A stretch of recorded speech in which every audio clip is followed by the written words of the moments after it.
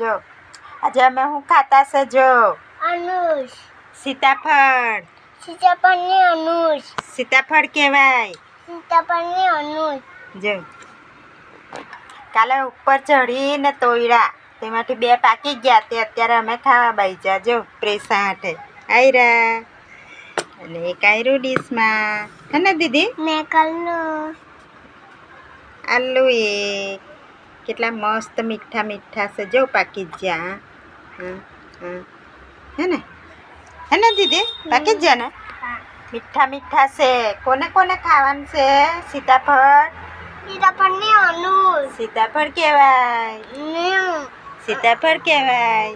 ગુજરાતીમાં અનુષ કહેવાય ને હિન્દીમાં સીતાફળ કહેવાય. હા બધે ખબર. કોણ શીખવે તમને સ્કૂલમાં? બેન તો હારા છે તો તમારા.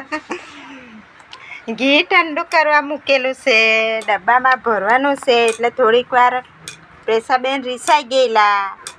આટલું સાધન ચાલે તો હવે દુકાન જ જવાનું થાય તે ખીજવાયા એટલે રીસાઈને બેસી ગયા. એટલે અમે સીતાફળ આપ્યા એટલે ખાવા બેસી જાય હે ને દીદી?